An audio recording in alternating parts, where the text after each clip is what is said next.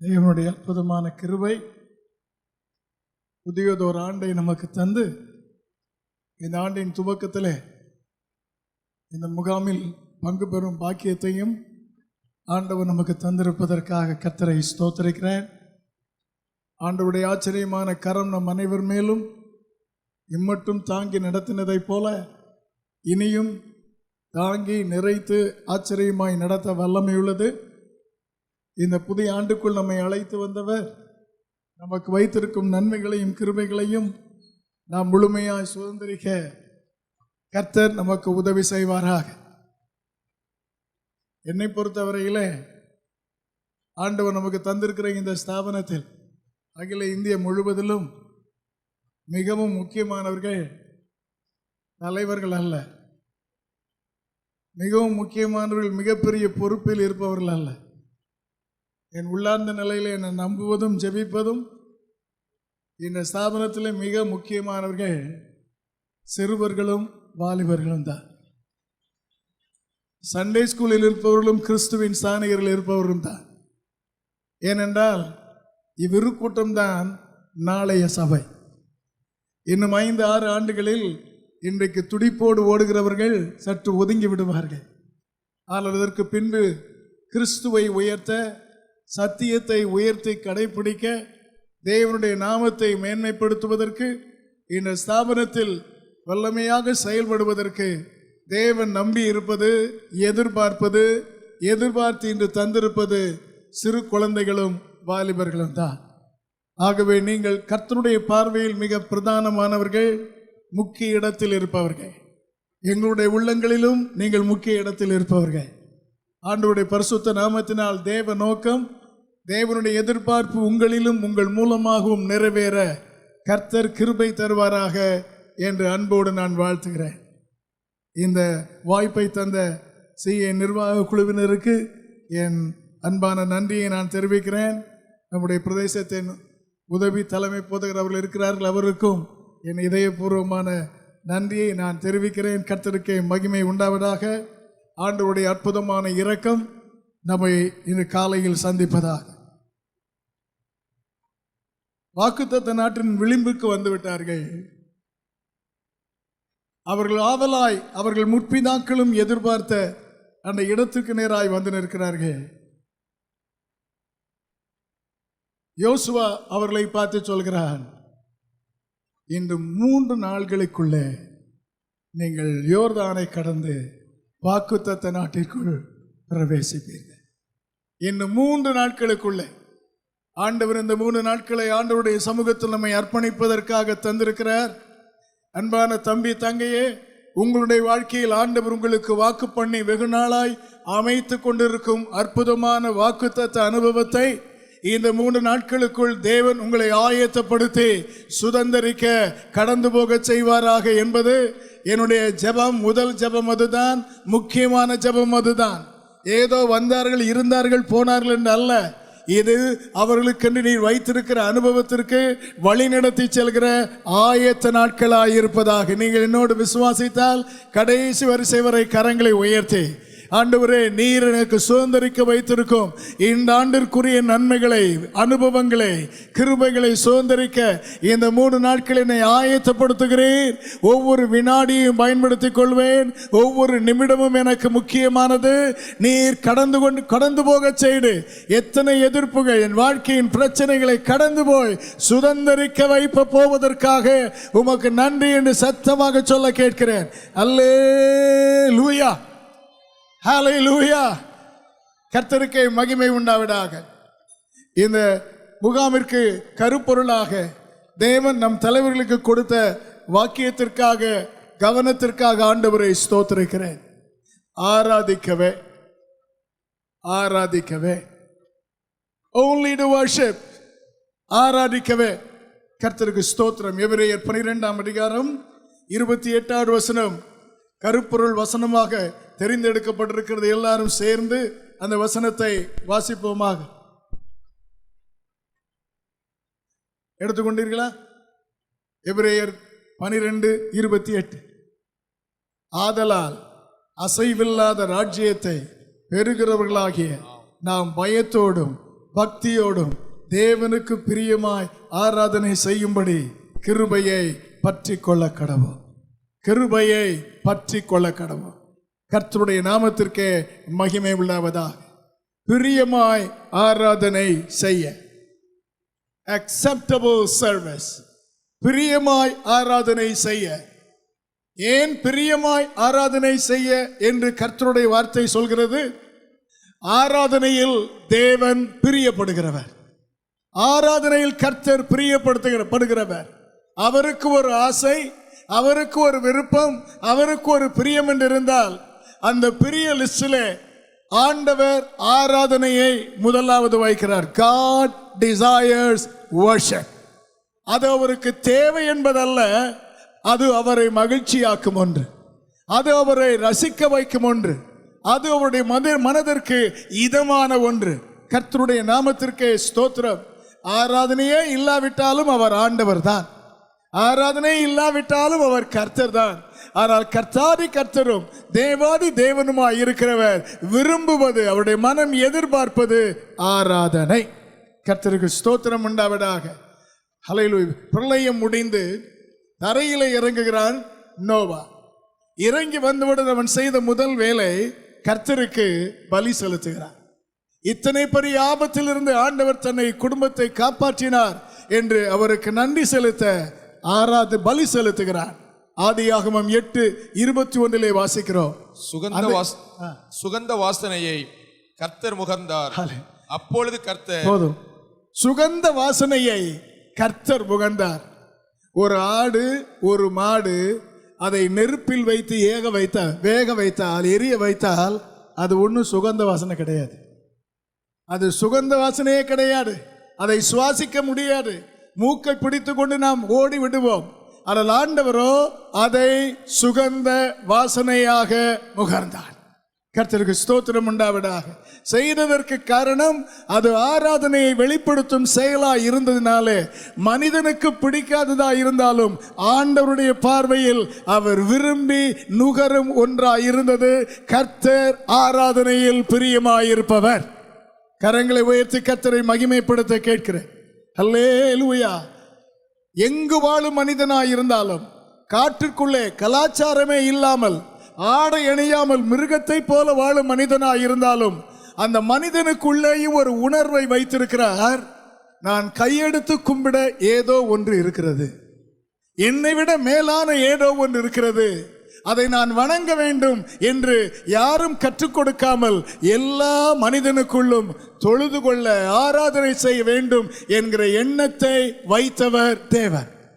கர்த்தருக்கு ஸ்தோத்திரம் உண்டாவதாக. அல்லேலூயா. எப்படி பசியை வைத்தாரோ, எப்படி தாகத்தை வைத்தாரோ, எப்படி உணர்ச்சிகளை மனிதனுக்குள் வைத்தாரோ, அதை போலவே மனிதனை ஆண்டவர் படைத்த போது தன்னிலும் மேலாக இருக்கும் தன்னை படைத்தவரை ஆராதிக்க வேண்டும் என்கிற எண்ணத்தை அப்போஸ்தலனாகிய பவுல் ரோமருக்கு நிருபம் 1 முதல் 21 வரை வாசிக்கும் போது அது அவர்களுக்கு உள்ளேயே வெளிப்பட்டு இருக்கிறது. வேதம் அவர்களுக்கு இல்லை, போதனை செய்ய ஆட்கள் இல்லை, ஆனால் தனக்கு மேல் தான் வழிபட வேண்டிய ஒருவர் இருக்கிறார் என்கிற எண்ணத்தை கர்த்தர் ஒவ்வொரு மனிதனுக்குள்ள வைத்திருக்கிறார். அதை மனிதன் சிலர் தொழுது சிருஷ்டிகரை சேவியாமல் படைக்கப்பட்டவைகளை தொழுது கொள்கிறார்கள்.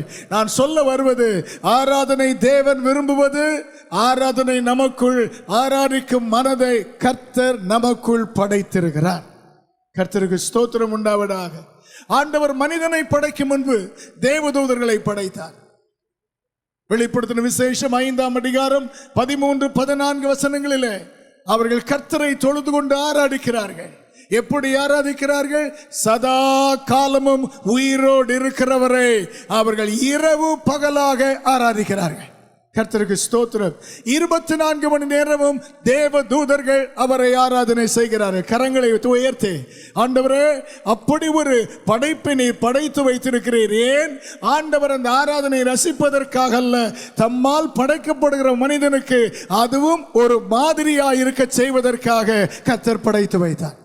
கர்த்தருடைய நாமத்துக்கு ஸ்தோத்திரம் உண்டாவதாக. ஆமென். அல்லேலூயா. தேவ சமூகத்திலே ஏராள தூதர்கள் உண்டு. கர்த்தர் சேராபீன்களை படைத்தார், ஆராதிப்பதற்கென்றே படைத்தார். அவரை தொழுது கொள்வதற்கென்றே கர்த்தர் வைத்தார். கர்த்தருடைய நாமத்துக்கு ஸ்தோத்திரம். அவருடைய ஜனங்கள் எகிப்து தேசத்தில் இருந்தார்கள். ஆண்டவர் ஆபிரகாமுக்கு சொன்னார், 400 ஆண்டுகளுக்கு பின்பு நான் அவர்களை அங்கிருந்து புறப்பட பண்ணுவேன் என்றார். கர்த்தருக்கு ஸ்தோத்திரம். மோசேயின் காலத்திலே ஆண்டவர் குறித்த அந்த நேரம் வந்தது. தம்முடைய ஜனத்தை எகிப்திலிருந்து கர்த்தர் விடுதலையாக்க தீர்மானித்தார். மோசே பார்வோனிடத்தில் போய் 5ஆம் அதிகாரம், யாத்திராகமம் 5ஆம் அதிகாரம் முதல் 3 வசனங்களிலே சொல்கிறார், எங்கள் ஆண்டவர் எங்களுக்கு சொல்கிறார், நீர் எங்களை அனுப்பிவிட வேண்டும். எதற்கு? எங்கள் ஆண்டவருக்கு பண்டிகை கொண்டாட. பண்டிகை கொண்டாட. அடிமைகளா இருந்து விட்டோம், எங்களுக்கு விடுதலை வேண்டும் என்று கேட்க சொல்லவில்லை. எங்கள் ஆண்டவர் கேட்கிறார், நாங்கள் பண்டிகை கொண்டாட வேண்டும் அவருக்கு என்று சொன்னபோது பார்வோன் என்ன சொன்னான் தெரியுமா? நீங்கள் பண்டிகை தானே கொண்டாட வேண்டும், அதை இங்கேயே கொண்டாடுங்கள் என்றார். இந்த தேசத்திலே கொண்டாடுங்கள் என்றார். உடனே அவர்கள் சொன்னார்கள், எங்கள் பண்டிகை என்பது வெறும் கொண்டாட்டம் அல்ல, எங்கள் ஆண்டவருக்கு நாங்கள் பலி செலுத்த வேண்டும். அந்த பலியை எகிப்திலே செலுத்தினால் எகிப்தியருக்கு அது அருவருப்பாக இருக்கும். ஆகவே இங்கிருந்து நாங்கள் பயணம் செய்து 3 நாள் பயணம் செய்து அதற்கு பின்புதான் பலி செலுத்த வேண்டும். அல்லேலூயா. தேவனுக்கு ஆராதனை என்பது, அவர்கள் சொன்னது, தேவனுக்கு கொண்டாட்டம் என்பது பலி இல்லாமல் ஆராதனை இல்லை, பலி செலுத்துதல் இல்லாமல் ஆராதனை இல்லை. அல்லேலூயா. ஆமென் சொல்ல, சத்தமாய் சொல்ல கேட்கிறேன். கர்த்தருக்கு ஸ்தோத்திரம் உண்டாவதாக. விடமாட்டேன் என்கிறார். வாதைகள் வருகிறது. மோசே மீண்டும் மீண்டும் போகிறான். 7ஆம் அதிகாரம் 6வது வசனம், 8ஆம் அதிகாரம் 1 வசனம், 9 முதல் வசனம், 10ஆம் அதிகாரத்தில் மீண்டும் மீண்டும் போய் ஒவ்வொரு வாதை முடியும் தருவாயிலும் மோசே கேட்பது, எங்கள் தேவனுக்கு ஆராதனை செய்யும்படி எங்களை அனுமதியும், ஆராதனை செய்யும்படி எங்களை அனுமதியும். அல்லேலூயா. ஏன் இங்கேயே ஆராதிக்க முடியாதா? முடியாது. அவரை ஆராதிப்பதற்கு கட்டுகளோடு ஆராதிக்க முடியாது. அவரை ஆராதிப்பதற்கு பாவ சூழ்நிலையிலே ஆராதிக்க முடியாது. எகிப்திலிருந்து ஆராதிக்க முடியாது. வெளியே வந்தால்தான் ஆராதனையே துவங்குகிறது. கர்த்தருக்கு ஸ்தோத்திரம் உண்டாவதாக. அல்லேலூயா. கடைசி வாதை பார்வோனால் தாங்கிக் கொள்ள முடியவில்லை. தீவிரமாய் மோசேயை அழைப்பிக்கிறான். அழைப்பித்து சொல்கிறான், சீக்கிரம் போங்கள். 12ஆம் அதிகாரம் 31ஆம் வசனம் யாத்திராகமத்திலே, சீக்கிரமாய் போங்கள், போய் உங்கள் தேவனுக்கு ஆராதனை செய்யுங்கள். இஸ்ரவேல் ஜனங்கள் எகிப்திலிருந்து புறப்பட்டு வரும்போது அவர்கள் கேட்டுக்கொண்டதும் அவர்களுக்கு கிடைத்ததும் ஆராதிப்பதற்கான ஒரு வாய்ப்பு. கர்த்தருக்கு ஸ்தோத்திரம் உண்டாவடா. கரங்களை உயர்த்தி கர்த்தரை துதிக்கணும். நீங்கள் ஆண்டவரை ஸ்தோத்தரிக்க தான் எனக்கு செய்தியும் வரும். கர்த்தருக்கு ஸ்தோத்திரம் உண்டாவடா. அல்லேலூயா, ஹல்லேலூயா. வெளியே வந்தால் தான் ஆராதிக்க முடியும். செங்கடலை கடந்து விட்டார்கள். கடந்தவுடனே மகிழ்ச்சியினால் பாடலை பாடினார்கள். கர்த்தர் வெற்றி சிறந்தார் என்று வெற்றியை நினைத்து கர்த்தரை துதித்து ஆர்ப்பரித்தார்கள். ஆராதனை செய்யவில்லை, ஆராதனை செய்யவில்லை. கர்த்தருக்கு ஸ்தோத்திரம். அதற்கு பின்பு தண்ணீர் வேண்டும். கசப்பான தண்ணீர் முறுமுறுக்க துவங்கினார்கள். அற்புதம் செய்தார் ஆண்டவர். அவர்களை ஏலிமுக்கு கொண்டு வந்தார். அவர்களுக்கு ஆச்சரியமான பரிகாரங்களை கொடுத்தார். கர்த்தருக்கு ஸ்தோத்திரம் உண்டாவதாக. மீண்டும் மீண்டும் ஆகாரம் இல்லை என்று முறுமுறுக்க துவங்கினார்கள். ஆண்டவர் மன்னாவை அவர்களுக்கு வருஷிக்க பண்ணி தேவையை சந்தித்தார். அதற்கு பின்பு அமலேக்கு அவர்களுக்கு விரோதமாக யுத்தத்திற்கு வருகிறார். அந்த அமலேக்கையும் ஜெயிக்க கர்த்தர் கிருபை கொடுத்தார். யாத்திராகமம் 17ஆம் அதிகாரம், எக்ஸோடஸ் சாப்டர் 17-15, முதல் முறையாக மோசே ஒரு பலிபீடத்தை கட்டி அதற்கு யெகோவா நிசி என்று பெயர் வைத்து. கர்த்தருக்கு ஸ்தோத்திரம் உண்டாவதாக. ஆமென். எகிப்திலிருந்து தான் வெளியே வந்து விட்டீர்களே, வந்துவிட்டு நீங்கள் உங்கள் ஆண்டவருக்கு பலி செலுத்தி ஆராதனை செய்தால் என்ன? எகிப்திலிருந்து வெளியே வந்து விட்டார்கள். ஆனால் எகிப்து இன்னும் அவர்களை விட்டு வெளியே போகவில்லை. அதே முறுமுறுப்பு இருந்தது, அதே கசப்பு இருந்தது. ஆண்டவர் மேல் கோபம், எரிச்சல் அவர்களுக்கு இருந்தது. தங்கள் வாழ்க்கையிலே முழுமையாக தங்களை அடிமைப்படுத்தின பழக்கத்திலிருந்து, செயல்களிலிருந்து அவர்கள் விடுதலை பெறவில்லை. ஆண்டவர் ஒரு உண்மையை உணர்த்த விரும்பினார். என்று நீ அமலேக்கை உன் வாழ்க்கையிலே ஜெயிக்கிறாயோ அன்று நீ ஆராதிக்க தகுதிப்படுகிறாய். என்று உன் வாழ்க்கையிலே மாம்சத்தின் கிரியைகளை அடக்குகிறாயோ, அதை கீழ்ப்படுத்துகிறாயோ, அன்று தேவனை ஆராதிக்க தகுதிப்படுகிறாய். அன்பான வாலிப தம்பியே தங்கையே, கிறிஸ்தவ குடும்பத்திலே பிறந்ததினாலோ ஞானஸ்நானம் எடுத்ததினாலோ அல்ல, என் வாழ்க்கையிலே ஆண்டவருக்கு பிரியமில்லாத பழக்கங்களை, செயல்களை என்று என்னால் அதற்கு ஒரு முற்றுப்புள்ளி வைக்க, அதை மேற்கொள்ள சில நேரங்களில் தவறுவோம், சில நேரங்களில் இடர்வோம். ஆனால் உடனே எழும்பி நின்று, ஆண்டவரே அது எனக்கு தேவையில்லை, என் வாழ்க்கை விட்டது அகல வேண்டும், அது என்னை ஜெயிக்க கூடாது, நான் அதை ஜெயிக்க வேண்டும் என்ற ஒரு நிலைக்கு வருகிறோமோ, அங்குதான் ஆராதனையே ஆரம்பிக்கிறது. அல்லேலூயா. நாம் ஆராதனையை பாடலாக நினைத்து விட்டோம். நாம் ஆராதனை எழும்பி நின்று கை உயர்த்தி கர்த்தரை கண்ணீரோடு துதிக்கும் துதி நேரமாக நினைத்து விட்டோம். ஆராதனை நமக்கு இசை மேளமாக மாறிவிட்டது. ஆராதனை இவைகள் எல்லாம் அல்ல. ஆராதனை என் வாழ்க்கையிலே என்னை அடிமைப்படுத்துகிற பாவத்திலிருந்து மன்னிப்பை பெற்று, என்னை ஆக்கிரமிக்கிற பாவ செயலிலிருந்து உதறிவிட்டு வருவதற்கு என் உள்ளத்திலே ஒரு வைராக்கிய வேகத்தோடு வந்து, ஆண்டவரே உம்மை இல்லாமல் எனக்கு விடுதலை கிடையாது, எனக்கு வெற்றியை தாரும் என்று கேட்டு ஜெயிக்க முற்பட்டு ஆண்டவருடைய கிருபையை சார்ந்து இருக்கிறோமோ, then only you begin to worship God. அதுவரை பாடல் பாடினோம், அதுவரை கை தட்டினோம், அதுவரை ஏதோ கூட்டத்தில் சேர்ந்து கொண்டோம்.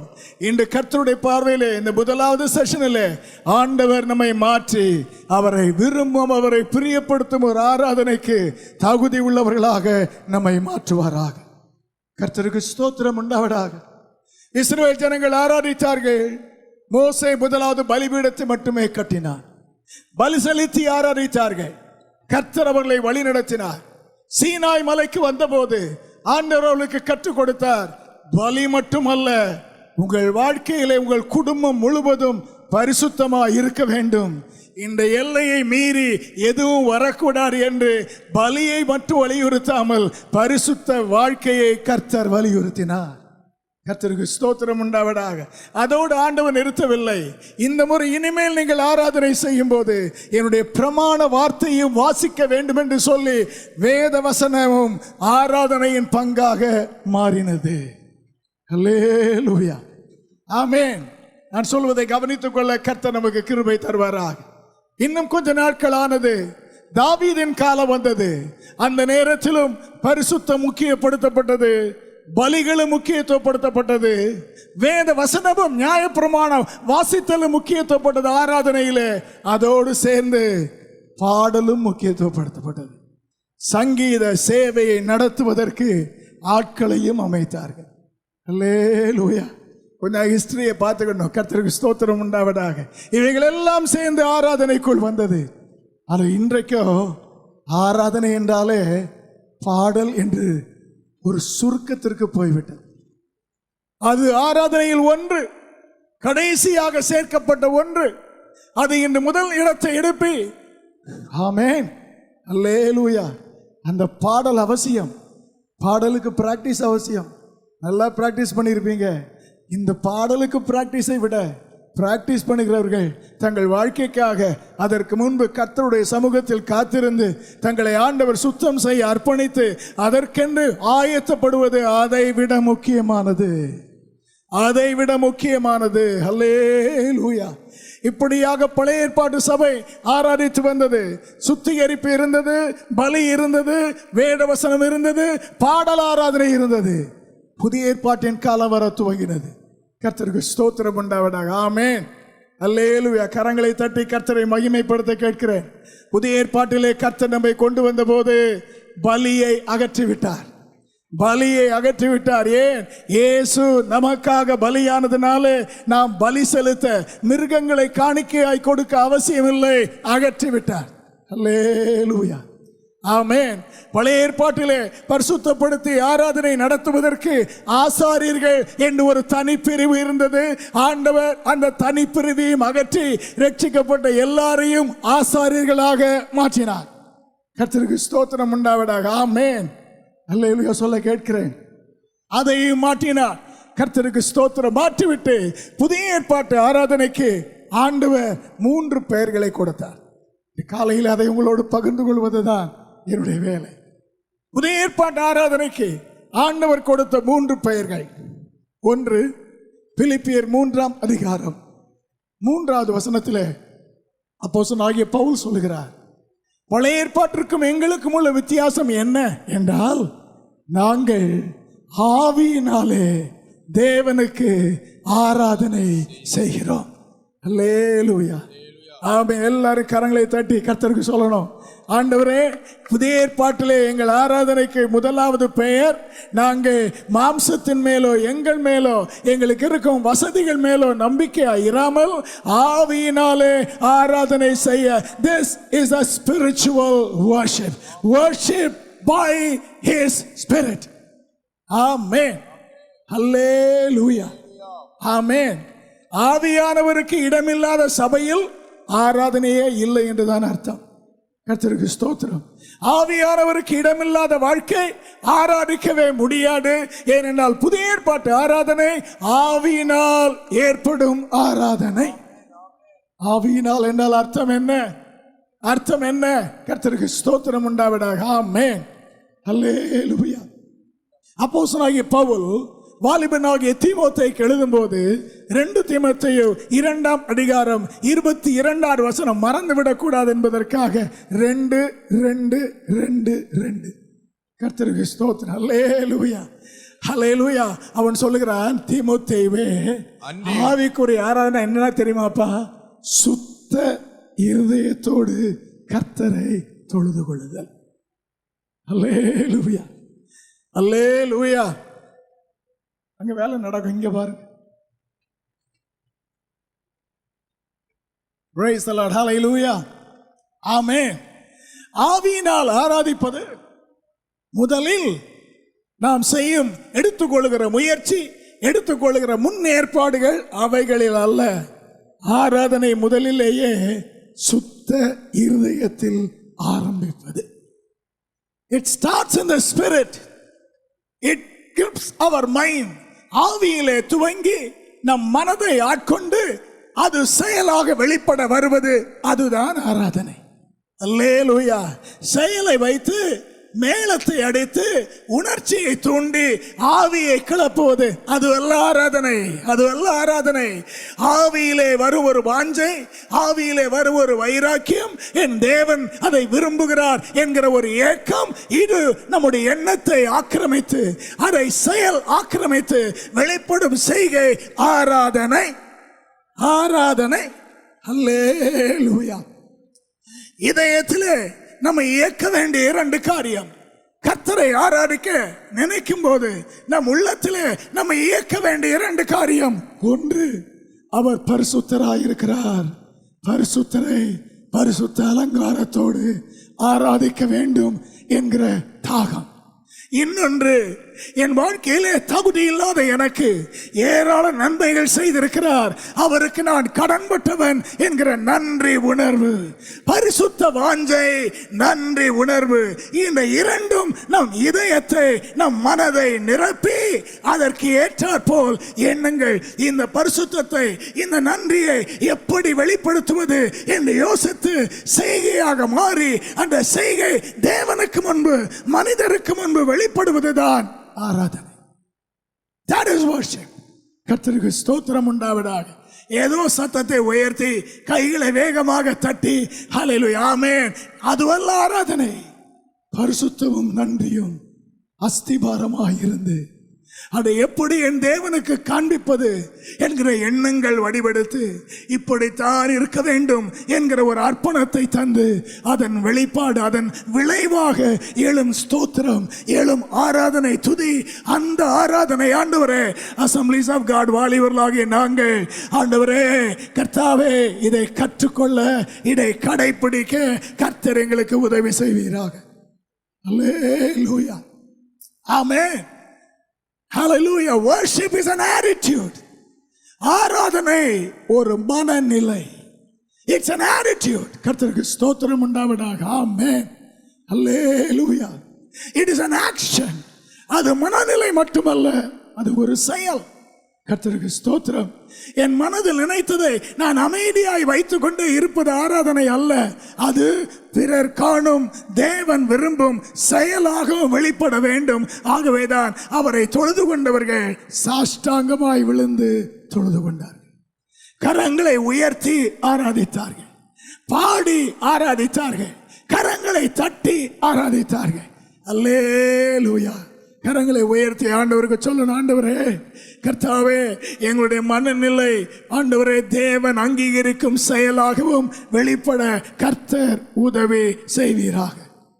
ஆண்டவர் அவனை சுகமாக்கினார். மற்ற 9 பேரும் யூதர்கள், இவன் ஒருவன் சமாரியன். ஆண்டவருக்கு நன்றி சொல்ல வந்தவன்.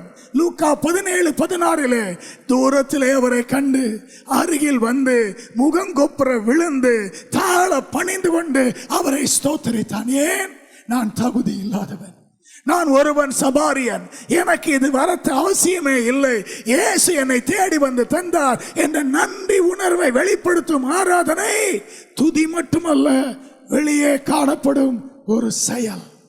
கர்த்தருக்கு ஸ்தோத்திரம் உண்டாவதாக. அல்லேலூயா.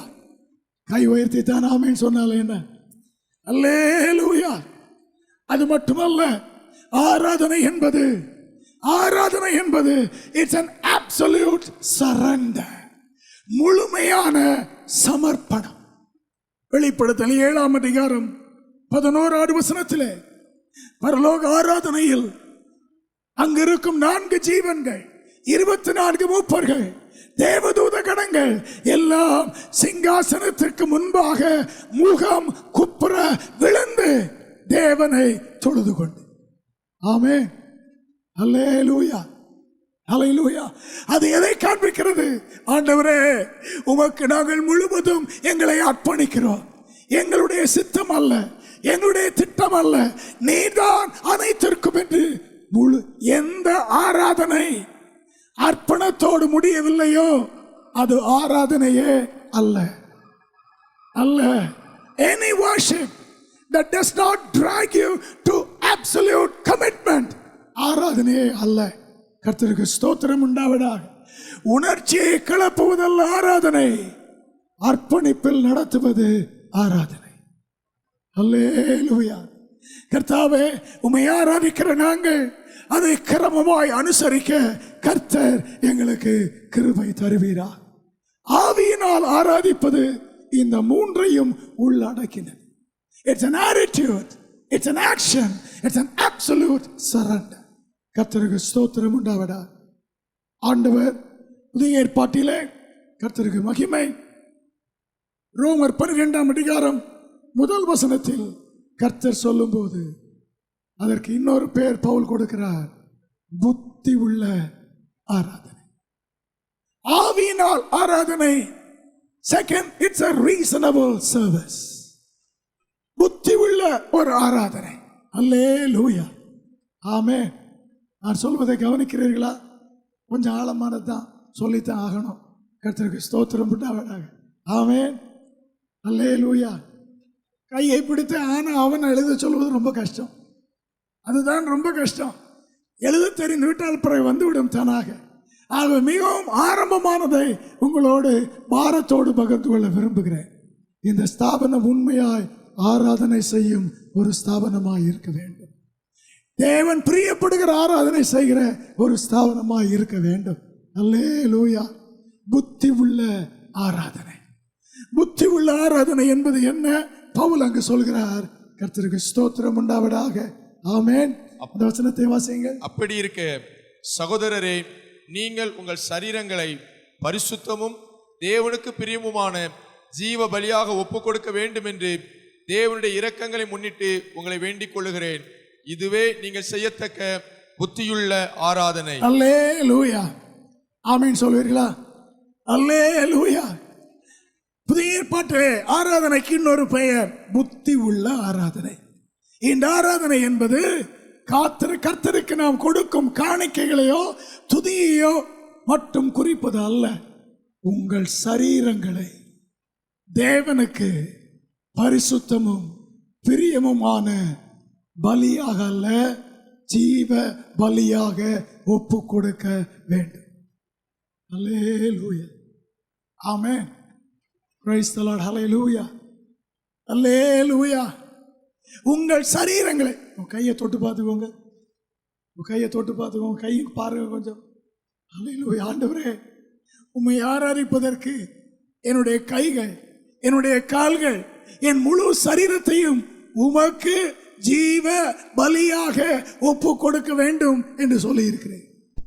உள்ளத்தை கொடுத்திருக்கிறேன், என் உடலை கொடுக்க கிருபை தான். உடலை கொடுப்பது என்றால் என்ன? பலி என்று சொல்லி இருந்தால் ஒரே தீர்மானத்தோடு போயிருக்கும். அதில் ஆண்டவரோ ஜீவ பலி என்று சொல்கிறார். ஹல்லேலூயா. ஆமென். ஆமென் போட மாட்டாங்களா? Praise the lord. ஹல்லேலூயா. ஜீவ பலி என்பது என்ன? ஒரு மிருகத்தை பலி செய்தால் உயிரற்று அதன் பழைய நிலைமை ஒன்றும் தெரியாமல் அனைத்தும் இல்லாமற் போனதை போல கர்த்தருடைய பிள்ளை தேவனுக்கு ஒப்பு கொடுத்த பின்பு நான் பலியாக்கப்பட்ட ஆள் என்கிற உணர்வோடு ஒரு லைஃப் ஸ்டைலை ஏற்படுத்த கர்த்தர் விரும்புகிறார். Worship is not just an act. Worship is a lifestyle. It's a lifestyle. Hallelujah. ஆராதனை என்பது நம்முடைய வாழ்க்கை முறை, வாழ்க்கை நடை, வாழ்க்கையை நடத்தும் பாணி. அதனால் தான் ஆராதனை அரை மணி நேரத்தில் முடிவதல்ல, ஆராதனை 24 மணி நேரமும் உள்ளது. It's a lifestyle. Hallelujah. நம்முடைய புத்திக்கு அது ஒத்து வராது, ஆனால் ஆண்டவருடைய ஞானத்திற்கு அதுதான் ஒத்து வரும். ஆகவே நான் 24 மணி நேரமும் என் வாழ்க்கை, நான் சிலுவையில் அறையப்பட்டேன், இனி நான் அல்ல, கிறிஸ்துவே எனக்குள் ஜீவிக்கிறார். இந்த வாழ்க்கை அவருக்கு பிரியமாய் இருக்க, அவருடைய சித்தம் செய்ய என்ற உணர்வோடு, எண்ணத்தோடு, அர்ப்பணத்தோடு வாழ்வது, that is worship. கர்த்தருக்கு ஸ்தோத்திரம் உண்டாவதாக. ஆமென். புத்தி உள்ள ஒரு ஆராதனை. அல்லேலூயா. கரங்களை உயர்த்தி எல்லாரும் ஒப்பு கொடுக்க கேட்கிறேன். ஆண்டவரே, பாடி ஆராதனைக்கும் அந்த சில நிமிடங்களோடு நிறுத்தி விடாமல், நான் வாழும் காலமெல்லாம், வாழும் நிமிடமெல்லாம் என் வாழ்க்கை ஆண்டவருக்கு அர்ப்பணிக்கப்பட்டது, ஆண்டவருக்கு பிரியமாய் இருக்க வேண்டும், பிரியமான பலியாய் இருக்க என்னை அர்ப்பணிக்கிறேன். ஆண்டவரே, ஒரு சின்ன ஜெபம் எல்லாரும் ஏறெடுக்க கேட்கிறேன். அல்லேலூயா. புத்தி உள்ள ஆராதனை செய்ய கிருபை தருவீரா. 12:28 எபிரேயர் 12:29 ஆராதனைக்கு இன்னொரு பெயரை கொடுக்கிறார். கர்த்தருக்கு ஸ்தோத்திரம் உண்டாவதாக. பிரியமான ஆராதனை, acceptable service. கர்த்தருக்கு ஸ்தோத்திரம். அல்லேலூயா. ஆமென். தேவன் அதை அங்கீகரிக்க வேண்டும். அது ஆவியிலே துவங்கி 24 மணி நேர வாழ்க்கை முறையாக மாறி அது தேவனை சந்தோஷப்படுத்துகிற ஆராதனையாக இருக்க வேண்டும். இந்த பிரியமுள்ள ஆராதனை என்பது என்ன? அதற்கு 3 அம்சங்களை கோடிட்டு காண்பிக்கிறார். இது ஆண்டவருக்கு பிரியமாய் இருப்பதற்கு தேவ பயம் அதிகமாய் இருக்க வேண்டும். மாயமற்ற தேவ பக்தி அதிகமாய் அதில் கலந்திருக்க வேண்டும். இவை இரண்டும் இருந்தால் போதாது, நம்மை தாங்குகிற தேவ கிருபையை மட்டும் சார்ந்து நடத்துகிற, வாழ்கிற வாழ்க்கையாக இருக்க வேண்டும். அல்லேலூயா. ஆமென். நான் சொல்வது நிறைய பேருக்கு புரியாது, ஆனாலும் சொல்ல விரும்புகிறேன்.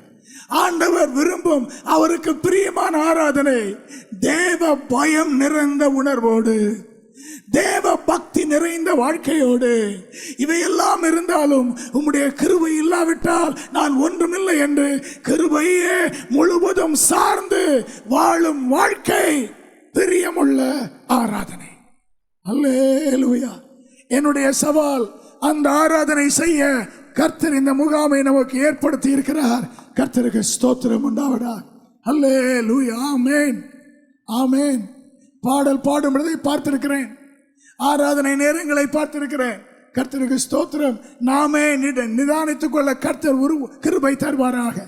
எந்த அளவு என்னிலே பயபக்தி அதில் காணப்படுகிறது, எந்த அளவு தேவ பக்தி என்னை உந்தி தூண்டுகிறது, எந்த அளவு தேவ கிருபையை என் ஆத்மா வாஞ்சிக்கிறது, இந்த 3ம் நம்மை இயக்குவதாக.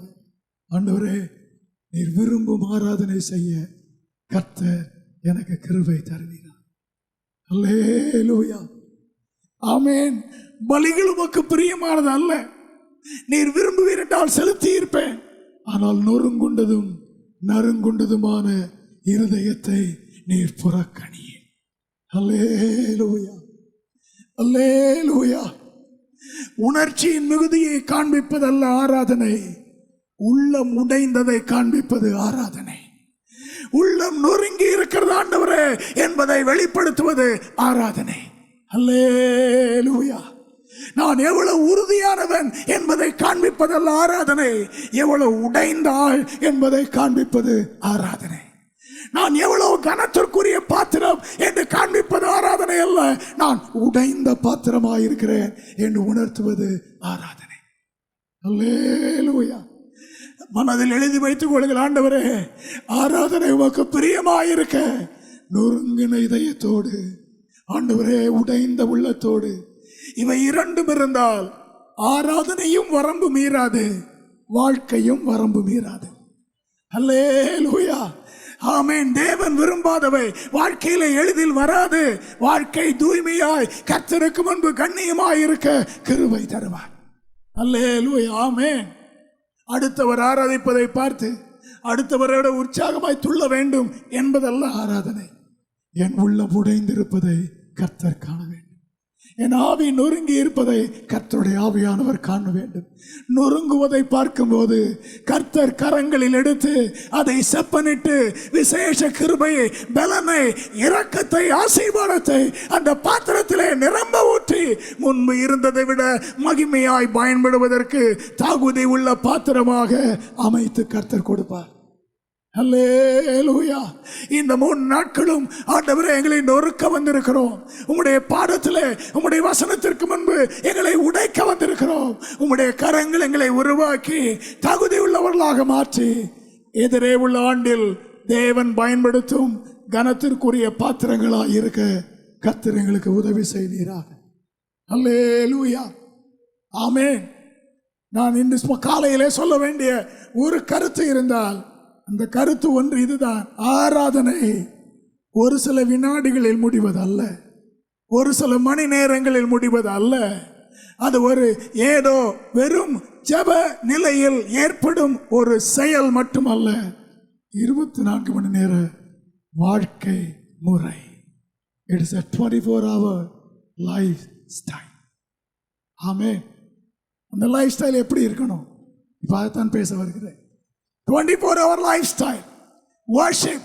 அது எப்படி இருக்க வேண்டும், எப்படி இருக்க வேண்டும் என்று காட்டுவதற்கு ஏசாயா 6ஆம் அதிகாரத்தில் சேராபீன்களின் ஆராதனையை ஏசாயா பார்க்க கர்த்தர் கிருபை தருகிறார். ஏசாயா 6:2 முதல் 8 வரை உள்ள வசனங்கள் எனக்கு கொடுக்கப்பட்ட நேரத்தில் மிக சுருக்கமாக அதை நான் சொல்ல விரும்புகிறேன். குறித்து வைத்துக் கொள்ளுங்கள். ஆண்டவரே, ஆராதனை 24 மணி நேர நடவடிக்கை. அந்த நடவடிக்கை எதை முக்கியப்படுத்த வேண்டும்? அல்லேலூயா. நான் சொல்லுவதை கவனியுங்கள். தேவதூதர்கள் ஆராதிப்பதற்காக படைக்கப்பட்டார்கள். இந்த சேராபீன்கள் ஆராதிப்பதுதான் அவருடைய வேலை, அதுதான் அவருடைய வேலை. ஆனால் உங்களுக்கும் எனக்கும் இந்த உலகத்திலே படிக்க வேண்டும், தொழில் செய்ய வேண்டும், குடும்பம் நடத்த வேண்டும், நமக்கு கொடுக்கும் பொறுப்புகளை நிறைவேற்ற வேண்டும். இவையெல்லாம் உண்டு. தேவதூதருக்கு அது கிடையாது, சேராபீன்களுக்கு அது கிடையாது. கர்த்தருக்கு ஸ்தோத்திரம் உண்டாவதாக. ஆண்டவருடைய செய்தியை சுமந்து செல்ல வேறு தூதர்கள் இருக்கிறார்கள். இந்த சேராபீன்கள் கர்த்தரை ஆராதித்துக் கொண்டிருப்பவர்கள். அதுதான் அவர்களுக்கு வேலை. அது உங்களுக்கும் எனக்கு என்ன தெரியுமா? எந்த வேலை இருந்தாலும் ஒரே ஒரு நோக்கம்தான். அவர்களுக்கு ஒரே ஒரு வேலை, உங்களுக்கும் எனக்கும் ஒரே ஒரு நோக்கம். அந்த நோக்கம் என்ன? படித்தாலும் வேலை செய்தாலும் சும்மா இருந்தாலும் என் ஒரே நோக்கம் என் வாழ்க்கை கர்த்தரை ஆராதிப்பதாய் இருக்க வேண்டும். என் வேலையின் மத்தியில் அவரை ஆராதிப்பது, என் படிப்பின் மத்தியில் அவரை ஆராதிப்பது, என்னுடைய நெருக்கத்தின் நடுவில் அவரை ஆராதிப்பது, என்னுடைய உத்தரவாதங்களின் மத்தியில் அவரை ஆராதிப்பது, அவரை ஆராதிப்பது என்னுடைய ஒரே நோக்கம். என் படிப்பின் மூலமாக, என் தொழிலின் மூலமாக என் ஆண்டவர் மகிமைப்பட வேண்டும். அவருக்கு என் நன்றியை நான் தெரிவிக்க வேண்டும். இதிலும் பரிசுத்தமாய் வாழ்ந்து காண்பித்து என் தேவனை மகிமைப்படுத்த வேண்டும் என்று உணர்வோடு இருப்பது. that is our purpose. கர்த்தருக்கு ஸ்தோத்திரம். இந்த வாழ்க்கை முறை என்ன? 6ஆம் அதிகாரம் 2வது வசனம். சேராபீன்கள் அவருக்கு மேலாக நின்றார்கள். அவர்களில் ஒவ்வொருவனுக்கும் அவ்வாறு செட்டைகள் இருந்தன. அல்லேலூயா. ஆமென். ஆமென். ஆராதனை என்பது லைஃப் ஸ்டைல். அந்த லைஃப் ஸ்டைலில் இருக்க வேண்டிய காரியத்தை சொல்கிறேன். சேராபீன்கள் அவருக்கு, எல்லாரும் இந்த வார்த்தையை வாசிங்க, எல்லாரும் சத்தமாக, அவருக்கு மேலாக நின்றார்கள். அவர்களில் ஒவ்வொருவன் சேராபீன்கள் அவருக்கு மேலாக நின்றார்கள். யாருக்கு மேல? யாருக்கு மேலாக நின்றார்கள்? ஆராதிக்கப்படுகிற தேவன், ஒளியாயிருக்கும் கர்த்தர், மகிமையாயிருக்கும் ஆண்டவர், ஆராதிப்பவர்கள் 24 மணி நேரம் ஆராதிப்பவர்கள் அவருடைய சிங்காசனத்திற்கு மேலாக நின்றார். எங்கும் இது நடப்பதில்லை, எங்கும் இது நடப்பதில்லை. ஒரு அரசன் இருந்தால் அவனுக்கு கீழாக நிற்பார்கள் அல்லது பக்கத்தில் நிற்பார்கள், அருகில் நிற்பார்கள். எங்கும் அவருக்கு மேல் எவரும் நிற்பது இல்லை. ஆனால் வேதம் சொல்கிறது, ஆராதிக்கவே படைக்கப்பட்ட சேராபீன்கள் அவருக்கு மேலாக நின்றார்கள். நிற்க துணியவில்லை, நிற்க தெரிந்து கொள்ளவில்லை. ஆண்டவர் அவர்களுக்கு அந்த இடத்தை குறிச்சிருந்தார். அப்பா, நீ இங்க நில்லு, நீ இங்க நில் என்று கர்த்தர் அவர்களுக்கு சொல்லி இருக்காவிட்டால் எந்த ஒரு தூதனும் அவருக்கு மேலாக ஏற துணிந்திருக்கவே மாட்டான். வானத்திற்கு மேலாக ஏறுவேன் என்றவனை சாத்தானாக கர்த்தர் அனுப்பிவிட்டார். ஆகவே ஒருவரும் நினைத்து வரவில்லை, தேவன் அவர்களை வைத்த இடம் அது.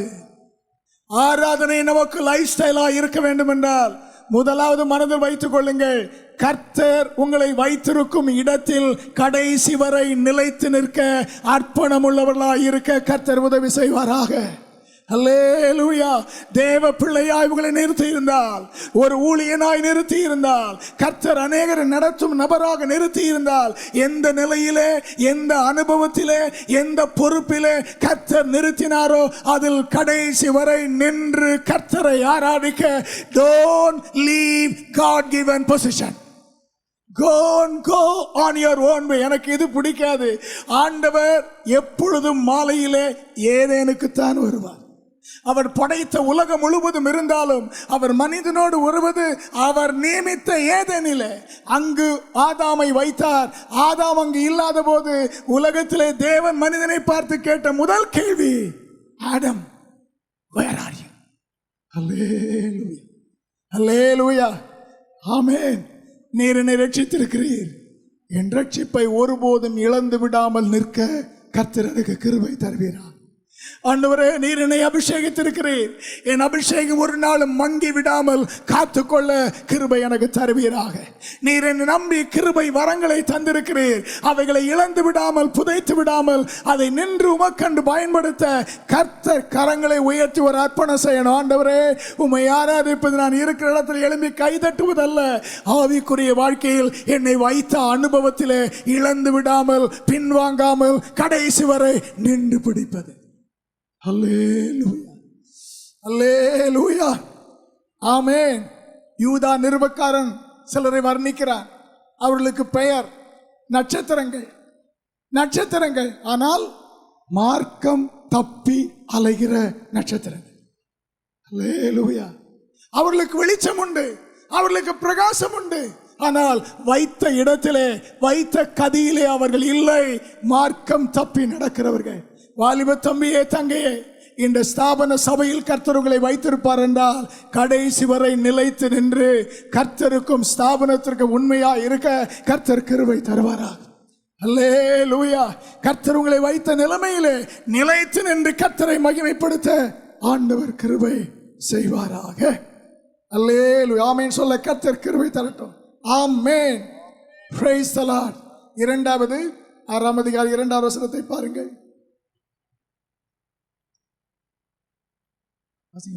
சேராபீன்கள் அவருக்கு மேலாக நின்றார்கள். அவர்களில் ஒவ்வொருவனுக்கும் அவ்வாறு செட்டைகள் இருந்தன. அவனவன் 2 செட்டைகளால் தன் முகத்தை மூடி, 2 செட்டைகளால் தன் கால்களை மூடி, 2 செட்டைகளால் பறந்து. அல்லேலூயா. இங்கே தேவதூதர்களை சேராபீன்களை பார்க்கிறோம். அது எப்படி கற்பனை செய்துன்னே தெரியல. 6 சட்டை இருக்குது. இங்கே 3, மேலே 2, நடுவில் 2, கீழே 2, 6 சட்டைகள் இருக்கிறது. இந்த சட்டைகளோடு தான் படைத்தார். ஆனால் அவரை ஆராதிக்க வர நேரத்தில் 6 இருக்குது என்று சொல்லி 6ஐயும் அடித்து பறக்கவில்லை. சிறகு எதற்கு? சிறகு எதற்கு? பறப்பதற்கு. Wings or to fly. சிறகு பறப்பதற்கு. படைத்தவர் 6 சிறகை தந்திருக்கிறார் என்று 6ஐயும் பறப்பதற்கு அவர்கள் பயன்படுத்தவில்லை. அல்லேலூயா. ஆமென். 2 மேலே இருக்கிற 2 எடுத்து தங்கள் முகத்தை மறைத்தார். கீழே இருக்கிற 2 எடுத்து தங்கள் பாதங்களை மறைத்தார். நடுவில் உள்ள 2 அதை வைத்து பறந்து கொண்டார். அல்லேலூயா. என்ன தீர்மானித்தார்கள் தெரியுமா? நான் பறப்பது முக்கியம் அல்ல, பறக்க வேண்டிய பிரகாரம் பறப்பது முக்கியம். ஆண்டவருக்காக வேகமாக ஓடுவது முக்கியம் அல்ல, ஓட வேண்டிய பிரகாரம் ஓடுவது முக்கியம். பறப்பதற்கு எத்தனை இறக்கை வேண்டும்? உங்களை கேட்கிறேன், பறப்பதற்கு எத்தனை இறக்கை வேணும்? 2. வலது பக்கம் 1, இடது பக்கம் 1, 2. எங்களுக்கு பறப்பு 6 எனக்கு தந்தாலும் பறப்பதற்கு 2 போதும். அதை பயன்படுத்தி நான் பறப்பேன். வேறு 2 முகத்தை மூடுவதற்காக தந்தாரோ எனக்கு தெரியாது. ஆனால் அதை பயன்படுத்தாமல் பதுக்கி வைப்பதை விட அதையும் பயன்படுத்துவேன், பறக்க அல்ல, என் முகத்தை மறைக்க. 2 பயன்படாமல் சும்மா இருக்காது, என் கால்களை மறைக்க. ஆண்டவரை ஆராதிக்கும் லைஃப் ஸ்டைல் எப்படி? தேவன் உங்களுக்கு தந்திருப்பது அனைத்தும் தேவனுக்காக ஈடுபடும் வாழ்க்கை அவசியம். இன்று எனக்கு இது, நாளைக்கு பார்த்து கொள்ளலாம், 10 வருஷம் கழித்து அது இல்லை என்று ஒதுக்கி கணக்கிட்டு வைப்பதற்கல்ல. அனைத்தும் ஒரே நேரத்தில் பல்வேறு விதங்களில் பயன்பட ஒரு கர்த்தருடைய பிள்ளை அறிந்திருக்க வேண்டும். That knowledge, அந்த உணர்வு, அந்த அறிவு வேத வசனத்தை வாசிப்பதனால், ஆண்டவரோடு நெருங்கி இருப்பதனால், கர்த்தருடைய சபையில் நடக்கிற பைபிள் ஸ்டடிக்கு ஒழுங்காக செல்வதனால் கற்றுக்கொள்ள கர்த்தர் உதவி செய்கிறார். ஹல்லேலூயா. What is the life style? ஆண்டவரே, எனக்கு ஞானம் தந்திருக்கிறீர், எனக்கு திறமை தந்திருக்கிறீர், தாளந்து தந்திருக்கிறீர், வசதி கொடுத்திருக்கிறீர், பணம் கொடுத்திருக்கிறீர். அவை ஒவ்வொன்றையும் எவ்விதம் பயன்படுத்துவது தேவனுக்கு மகிமை கொண்டு வரும் என்று நினைத்து அனைத்தையும் ஒன்றில் அல்ல, அனைத்தையும் கர்த்தர் உணர்த்துகிற நம்முடைய வாழ்க்கைக்கு தேவன் பிரியம் என்று காண்பிக்கிறவைகளில் செலவுபடுத்த கர்த்தர் உதவி செய்வார். அல்லேலூயா, அல்லேலூயா. 6 இருக்குதுன்னு 6ஐயும் பயன்படுத்தாதீங்க. நீங்க எங்கேயோ போயிருவீங்க பறந்து. கர்த்தருக்கு ஸ்தோத்திரம் உண்டாவதா. ஆண்டவருடைய சமூகத்தில் இருக்க முடியாது. ஆமென். அவர்கள் தேவ சமூகத்திலே பறக்க நினைத்த போது நாங்கள், எங்களுக்கு யாருக்குமே எல்லா பறவைகளுக்கும் 2 தான் இருக்குது, எங்களுக்கு மட்டும் அசம்பிளிஸ் ஆஃப் காட் 6 கொடுத்துட்டார் ஆண்டவர் என்று நினைத்து பறக்க அல்ல. கர்த்தாவே, நீர் 6ஐ தந்திருந்தாலும் நாங்கள் பறக்கும்போது ஒன்றை தீர்மானிப்போம், எந்த இடத்திலும் எங்கள் முகத்தை காண்பிக்கவே மாட்டோம். அல்லேலூயா. நான் யார் தெரியுமா? அது லிஸ்ட்லேயே வராது. ஆண்டவரே, கர்த்தருக்கு ஸ்தோத்திரம். நீ யார் தெரியுமான்னு கேட்டுட்டுன்னா தெரிஞ்சிட்டுன்னு அர்த்தம். கர்த்தருக்கு ஸ்தோத்திரம் உண்டாவதாக. ஆமென். ஆண்டவரே, தேவ ராஜ்யத்தில் வாழ்க்கையின் லைஃப் ஸ்டைலில் நான் அன்றாடம் செயல்படும் வாழ்க்கையில் நான் செயல்படும் போது ஒரு இடத்திலாகலும் என் மேன்மையை பிரபல்யப்படுத்த, பிரசித்தப்படுத்த, விளம்பரப்படுத்த நான் யார் என்று காண்பிக்கல. ஒருவன் காண்பிக்க நினைத்தான், எல்லாரும் கைதட்டினார்கள், இது தேவ சத்தம் என்றார்கள். தேவனுக்கு மகிமை செலுத்தாமல் ஏரோது இருந்தபோது அங்கேயே கர்த்தர் அவனை அடித்தார். அவன் விசுவாசி கூட இல்லை. அவனுக்கே அப்படி என்றால் தேவனுடைய பிள்ளைகள் செய்யும் போது கர்த்தர் அதை ஒரு நாளும் ஏற்றுக்கொள்வதில்லை. ஆண்டவரே, எங்கள் லைஃப் ஸ்டைல் எங்களை மகிமைப்படுத்துவதாய் இருக்காமல் ஆராதிக்கப்படுகிறவரை மகிமைப்படுத்துவதாய் இருக்க கர்த்தர் எங்களுக்கு கிருபை தார். எங்களுக்கு பாராட்டுகள் வரலாம், எங்களுக்கு பட்டங்கள் வரலாம், ஆனால் எங்களை விளம்பரப்படுத்தும் எண்ணம் எங்களில் இல்லாதபடி கர்த்தர் எங்களை காத்துக்கொள்வீரார். அல்லேலூயா. அதை போலவே ஆண்டவரே, எங்கள் கால்களின் நடை, எங்கள் சாதனை, நாங்கள் என்ன சாதித்தோம், எவ்வளவு தூரம் நடந்தோம் என்பதை வெளிப்படுத்துவதல்ல ஆராதிக்க வாழ்க்கை. அத்தனையும் கிறிஸ்துவுக்குள் மறைந்து கண்மலையில் வெடிப்புகளில் தங்கும் மணவாட்டியை போல கிறிஸ்துவுக்குள் மறைந்து இருக்கும் வாழ்க்கை ஆராதிக்கும் லைஃப் ஸ்டைல். அல்லேலூயா. கரங்களை உயர்த்தி கர்த்தரை துதிக்க விரும்புகிறேன். செய்தி வருகிறது, ஆனால் கடிகாரம் சொல்கிறது இன்னும் 9 நிமிஷம் தான் என்று. கர்த்தருக்கு ஸ்தோத்திரம், முடித்து விடுகிறேன். அல்லேலூயா, அல்லேலூயா. ஒன்றை சொல்ல விரும்புகிறேன்.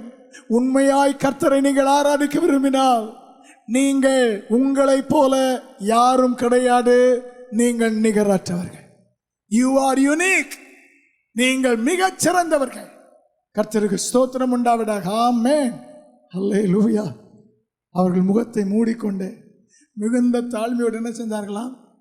3ஆவது வசனத்திலே, ஒருவரை ஒருவர் நோக்கி, சேனைகளின் கர்த்தர் பரிசுத்தர், பரிசுத்தர், பரிசுத்தர், பூமி அனைத்தும் அவருடைய மகிமையால் நிறைந்திருக்கிறது என்று கை வைத்து சொல்லுவோமா?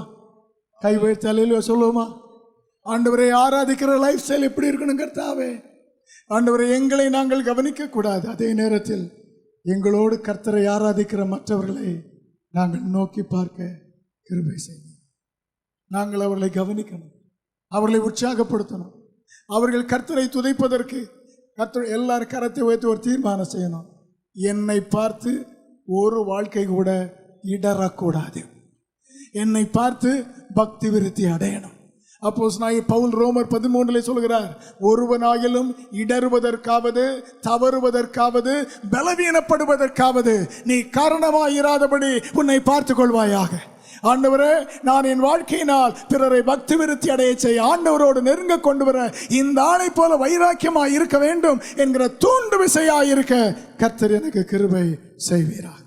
அல்லேலூயா, ஆமேன். கரத்தை உயர்த்தி ஆமேன் சொல்ல கேட்கிறேன். அல்லேலூயா, ஆமேன். ஆண்டவரே, பக்தி விருத்தி செய்யும் வாழ்க்கை அதுதான் ஆராதிக்கும் வாழ்க்கை. இன்னும் ஏராளம் உண்டு. ஒன்றே ஒன்று சொல்லி முடிக்கிறேன். உண்மையாய் ஆராதிக்கும் வாழ்க்கை, ஆராதனை நேரத்தில் தன்னையும் பார்க்கும் ஆராதனை நேரம் வரும். தன்னை பார்க்கும்போது தன்னிடத்தில் இருக்கும் நன்மைகளை அல்ல, மறைந்திருக்கும் குறைகளை பார்க்க கர்த்தர் உணர்த்துவார். No worship will conclude without taking me closer in holiness. தேவனுடைய நேற்று வரை நான் பரிசுத்தமாயிருந்தேன் எனக்கு தெரியும். ஆனால் இன்று கர்த்தரை ஆராதிக்கும் போது நேற்று வரை கண்ணில் படாத தூசியை கர்த்தர் காண்பிப்பார். ஐயோ, நான் அசுத்த உதடுகள் உள்ள மனுஷன், அசுத்த உதடு உள்ள மனுஷன் மத்தியிலே வாசம் பண்ணுகிறேன். ஒவ்வொரு முறை ஆராதிக்கும் போதும் நாம் உணர்த்தப்பட்டு தேவ சமூகத்தில் நெருங்கி வர செய்ய அர்ப்பணிக்க ஒரு கிரியை நடைபெறாவிட்டால் அது வரைக்கும் ஆராதிக்க கர்த்தருடைய நாமத்தினால் உங்களை அன்போடு நான் கேட்கிறேன். அல்லேல், அதை விட்டுவிட்டு போனால் அடுத்த முறை வரும், அதையும் விட்டு விடுவீர்கள். கடைசியிலே நீங்கள் தெரியாத சிக்கலிலே மாட்டிக்கொண்டு மிகப்பெரிய பாவத்தில் அகப்பட்டு இருப்பீர்கள். அதற்கு பதிலாக ஆண்டவரே, ஆராதனை என்னை பரிசுத்தமாகிறவன் இன்னும் பரிசுத்தமாகட்டும் என்று சொன்னீரே, அந்த நிலைமைக்கு கொண்டு வர கர்த்தர் கிருபை செய்வீராக. அல்லேலூயா, ஆமென், ஆமென். எத்தனை பேர் கர்த்தரை ஆராதிக்கிறோம்? இவ்வளவு கேட்ட பிறகு எங்க கை உயரும்போது கர்த்தருக்கு ஸ்தோத்திரம். எத்தனை பேர் கர்த்தரை ஆராதிக்க விரும்புகிறோம்? அவருக்கு பிரியமுள்ள ஆராதனை செய்ய மறந்துவிடக்கூடாது. Every worship must conclude with a commitment to win souls. ஆத்மாதாயம் செய்வதற்கு, ஆண்டவருக்காக இந்த உலகத்திலே அவருடைய காரியமாய் செல்வதற்கு, ஆண்டவரே என்னை அர்ப்பணிக்கிறேன் என்கிற அர்ப்பணம் இல்லாவிட்டால் ஆராதனை அல்ல. அது ஒரு உணர்ச்சி வெளிப்பாடு, வெறும் உணர்ச்சி வெளிப்பாடு. ஆராதனை ஆராதித்து முடிந்தவுடன் இவ்வளவு தந்தவருக்கு நான் இன்னும் அதிகமாக என்ன செய்ய முடியும்? இதுவரை சந்திக்காதவர்களுக்கு அவரை குறித்து சொல்லி ஆக வேண்டுமே என்கிற அழுத்தம் வர கர்த்தர் கிருபை தருவாரா? ஹல்லேலூயா. இன்னும் 5 நிமிடங்களை முடித்து விடுகிறேன். கர்த்தருக்கு ஸ்தோத்திரம் உண்டாவிடா. ஆராதனை ஆவியின் ஆராதனை, அது புத்தி உள்ள ஆராதனை. It's life style. அது ஆண்டவருக்கு பிரியமான ஆராதனை. அந்த ஆராதனை எப்படி இருக்க வேண்டும் என்கிற மாதிரியை கர்த்தர் சில காரியம் காண செய்தார். இந்த ஆராதனை எங்கே ஆரம்பிப்பது, எப்படி ஆரம்பிப்பது? கர்த்தருக்கு ஸ்தோத்திரம். எழும்பி நிற்பதிலா, கண்ணீர் சிந்துவதிலா இந்த ஆராதனைக்கு முதல் காரியம் சங்கீதக்காரன் சொல்கிறான் 116:13 தேவனை ஆராதிக்க வேண்டும் என்றால் என் ரட்சிப்பின் பாத்திரத்தை எடுத்துக்கொண்டு அவருடைய நாமத்தை தொழுது கொள்வேன். I can worship or call on the name of God only if I carry the cup of my salvation. ஆண்டவரே, ரட்சிப்பு என்கிற பாத்திரம், ரட்சிப்பு என்கிற அனுபவம் எனக்கு இல்லாவிட்டால் இந்த ஆண்டவரை ஆராதிக்கவே துவக்க முடியாது. இந்த வார்த்தையை கேட்கிற தம்பியே, தங்கையே, இந்த கேம்புக்கு வந்திருக்கிற உன்னுடைய வாழ்க்கையிலே இயேசு உன்னை ரட்சித்திருக்கிறார். உன் பாவத்திலிருந்து, பாவ பழக்கத்திலிருந்து உன்னை விடுதலை செய்திருக்கிறார், உன்னை மன்னித்திருக்கிறார் என்கிற நிச்சயம் இதுவரை இல்லாவிட்டால் இந்த முதல் செஷனிலே அது உனக்கு ஏற்பட இயேசு உனக்கு வாய்ப்பு தருகிறார். இந்த கேம்புக்கு நீ வந்து எதையும் நினைத்தாலும் நினைக்காவிட்டாலும் இயேசு என்னை ரட்சித்தார் என்கிற ஒரு அனுபவத்தை வாழ்நாள் முழுவதும் சுமந்து செல்ல கர்த்தர் உனக்கு கிருபை தருவாராக. அன்போடு கேட்கிறேன், பலவந்தத்தோடும் கேட்கிறேன். மன்னிப்பு பெறாமல் ரட்சிக்கப்படாத ஒரு ஆத்துமா இங்கு இருந்தால், கர்த்தாவே, நான் நீ விரும்புகிற ஆராதனை செய்ய எனக்கு முதலாவது ரட்சிப்பை தருவீராக. எகிப்தை விட்டு நான் வெளியே வர செய்வீராக. பாவ பிடியை விட்டு மீண்டும் மீண்டும் விழுந்து போகிறேனே அந்த அசுத்த நடவடிக்கை விட்டு எனக்கு ஒரு விடுதலை தாரும், என்னை மன்னித்தரும். எவ்வளவு நேரமாகும் இதற்கு? ஒரு நொடியிலே கர்த்தர் தர வல்லமை உள்ளவர். உண்மையான மனதோடு கண்ணீரோடு இயேசுவை பார்த்து ஜெபிக்கும் வரை காத்திருக்க அவசியம் இல்லை. இந்த வார்த்தையை கேட்கும் போது, இயேசுவே, என் வேதனையான, கவலையான, பயமான, அசுத்தம் நிறைந்த வாழ்க்கை எங்க அப்பாவுக்கு தெரியாது, என் நண்பனுக்கு தெரியாது, ஆனால் எனக்கு தெரியும். இந்த நேரத்தில் நீர் என்னை மன்னித்து என்னை ரட்சிப்பீராக என்று கேட்டு பாருங்கள். இந்த கூட்டம் முடிவதற்குள் கர்த்தர் உங்களை ரட்சிப்பார். ஆதியாகமம் 22:5 22:5 ஆபிரகாமிடத்தில் கேட்கிறார்கள். ஆபிரகாம் வேலைக்காரரை பார்த்து சொல்கிறார், நானும் பிள்ளையாண்டானும் போய் கர்த்தரை தொழுது கொண்டு உங்களிடத்திற்கு திரும்பி வரும்.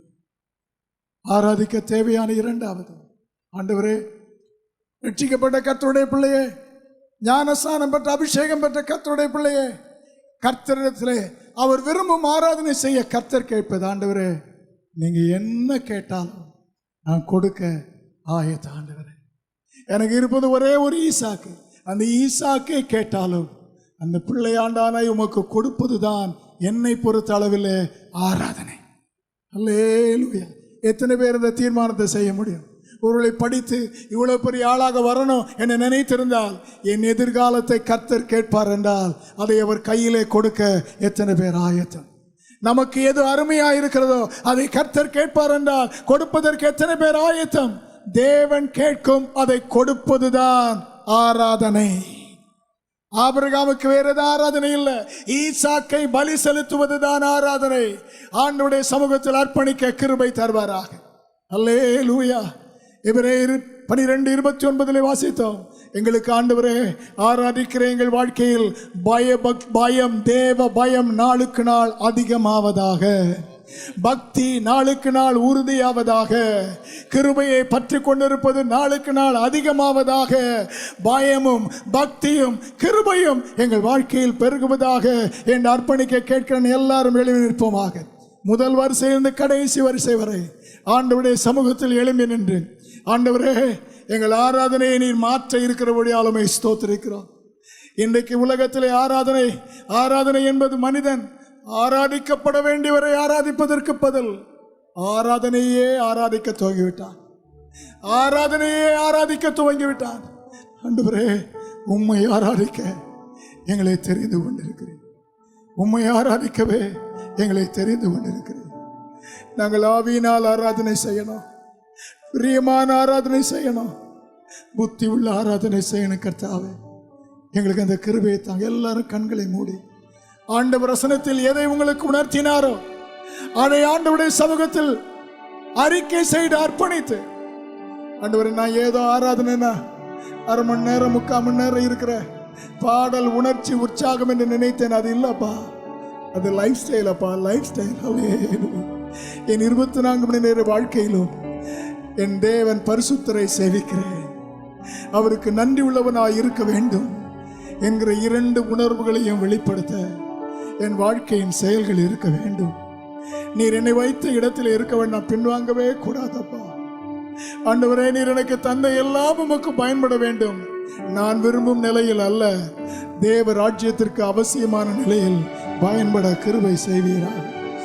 ஓ, என் வாழ்க்கை இடர பண்ண வாழ்க்கையா இருக்கக்கூடாது, உயர்த்தும் வாழ்க்கையா இருக்க கிருபை தரணப்பா. நான் ஆராதிக்கின்ற நான் ஆத்தும ஆதாயத்தில் ஈடுபடாவிட்டால் என் ஆராதனை வீண் கர்த்தாவே, என் ஆராதனை வேஸ்ட் ஆண்டவரே. ஆராதிக்கும் நான் ஆத்தும ஆதாயம் செய்ய என்னை கொண்டு வருவதா. ஹல்லேலூயா.